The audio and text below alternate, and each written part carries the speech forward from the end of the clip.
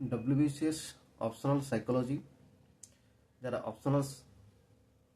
Optional subject হিসাবে সাইকোলজিটাকে choose করেছো তাদের জন্য এবারে সাইকোলজি ক্লাস আনবো আমি। সাইকোলজি ক্লাস হবে প্রতিটি চ্যাপ্টার ধরে ধরে, প্রতিটা টপিক পরপর, যেমন সাইকোলজি মিনিং, কনসেপ্ট, তার সঙ্গে branches of psychology, perception, learning, motivation, everything. প্রতিটি চ্যাপ্টার ধরে ধরে ক্লাস হবে, ডিসকাস করা হবে।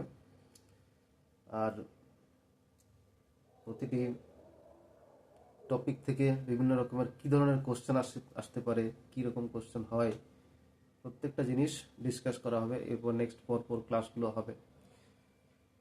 আর ইংলিশটা তো হচ্ছেই, ইংলিশের সাথে সাথে সাইকোলজি ক্লাসটাও হবে। ওকে, আর ক্লাসগুলোকে ফলো করো এবং স্টেপ বাই স্টেপ তোমাদের যা কোয়ারিজ থাকবে বা কি করা দরকার, কিভাবে কি পড়লে, আচ্ছা বুক কি বই ফলো করতে হবে, বুক রিভিউ জন্য একটা ভিডিও বানাবো। তো কি বই ফলো করতে হবে, কি বই পড়লে ভালো হয়, কোন কোন বইগুলোকে ফলো করা দরকার। সবচেয়ে বড় কথা, আমি সবসময় একটা কথা বলি যে কনসেপ্ট ক্লিয়ার করতে হবে। কনসেপ্ট প্রতিটা সাবজেক্টের, ইংলিশের যেমন কনসেপ্ট ক্লিয়ার করতে হবে। যেমন এখন তোমাদের ডেসক্রিপটিভ ইংলিশ 200 নম্বরের ডেসক্রিপটিভ ইংলিশ তোমাদেরকে পরীক্ষা দিতে হবে মেন্সের জন্য। আর প্রিলিতে 25 নম্বর থাকবে, 25 মার্কস, যেটা অবজেক্টিভ ইংলিশ। অবজেক্টিভে 25 মার্কস আর ডেসক্রিপটিভ 200 নম্বর মেন্সের জন্য। যদি প্রিলি ক্লিয়ার হয়ে যায় তাহলে মেন্স পরীক্ষাতে তোমাদের 200 নম্বর ইংলিশ থাকবে। তাহলে কনসেপ্ট ক্লিয়ার করতে হবে প্রতিটা টপিকের ওপর। সেই রকম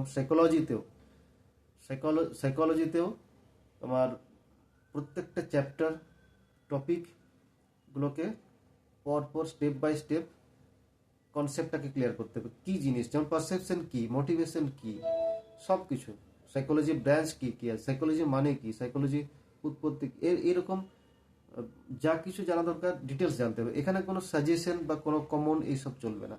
ঠিক আছে, আমি ক্লাসগুলো পরপর নিয়ে আসবো, ক্লাসগুলো ফলো করতে থাকো। ওকে, থ্যাংক ইউ।